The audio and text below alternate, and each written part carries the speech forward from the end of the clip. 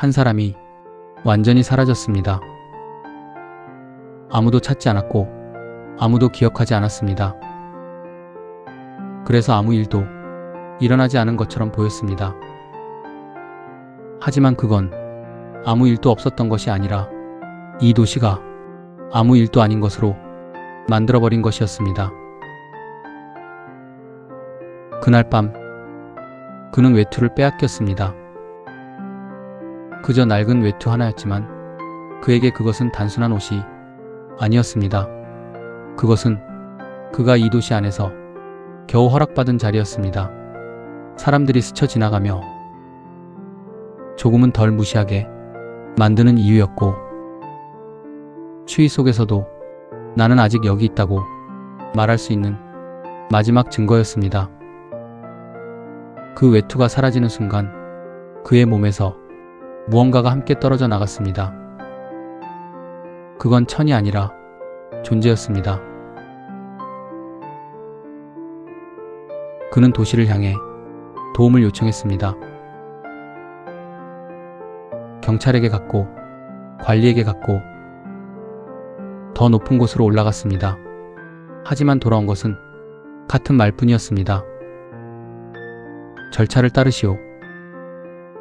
그 말은 설명이 아니었습니다. 거절도 아니었습니다.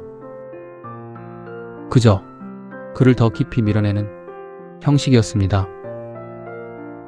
도시는 그를 밀어내면서도 아무도 밀어내지 않았다고 말하는 방식으로 움직이고 있었습니다.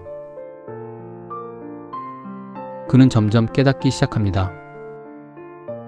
이곳에서는 누군가를 무시하는데 아무도 책임지지 않는다는 것을.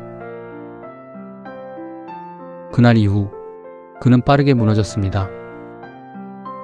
추위 때문이었을까요? 아니면 그보다 더 차가운 것 때문이었을까요? 사람의 몸은 추위보다 먼저 무관심에 무너집니다. 그를 기억하는 사람은 없었고 그를 걱정하는 사람도 없었습니다. 도시는 여전히 정확하게 움직이고 있었고 문제없이 돌아가고 있었습니다. 그리고 바로 그 이후로 그의 죽음은 아무 문제도 되지 않았습니다. 그는 조용히 사라졌습니다. 도시가 가장 선호하는 방식으로. 그 후 이상한 이야기가 퍼지기 시작합니다. 밤이 되면 누군가의 외투를 벗겨가는 존재가 나타난다는 것. 사람들은 그것을 유령이라고 불렀습니다. 도시는 그 이야기를 웃어넘기려 했습니다. 설명할 수 없는 일은 대수롭지 않게 넘기는 것이 이 도시의 방식이었기 때문입니다. 하지만 이번에는 조금 달랐습니다. 사람들은 자신의 외투를 더 꽉 쥐기 시작했고 밤거리를 걷는 걸 조금 더 두려워하게 되었습니다. 도시는 처음으로 설명되지 않는 감각을 느끼기 시작합니다. 이유 없는 불안. 그 존재는 외투를 빼앗고 있었습니다. 무작위가 아니었습니다. 그가 살아있을 때 그를 외면했던 사람들, 그를 밀어냈던 구조의 중심 가까이에 있던 사람들, 그들에게 그가 살아있을 때는 그의 목소리는 어디에도 닿지 않았습니다. 하지만 지금은 달랐습니다.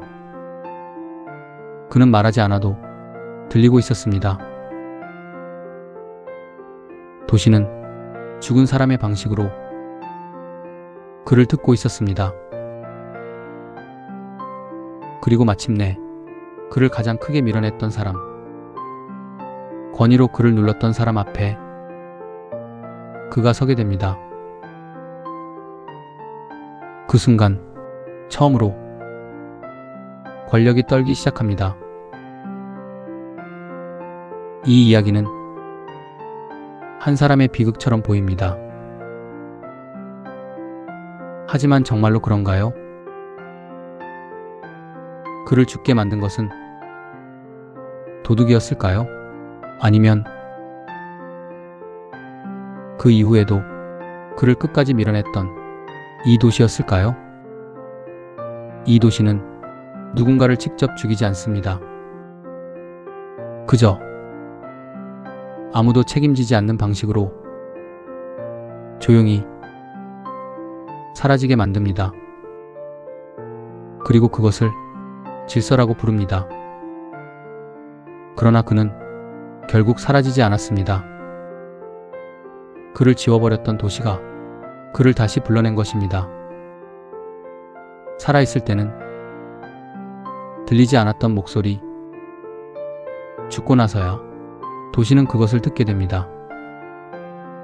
하지만 그때는 이미 모든 것이 끝난 뒤입니다. 도시는 왜 살아있는 사람의 목소리는 듣지 않고 사라진 뒤에야 그 존재를 인정할까요? 우리는 정말로 누군가를 죽이지 않았다고 말할 수 있을까요?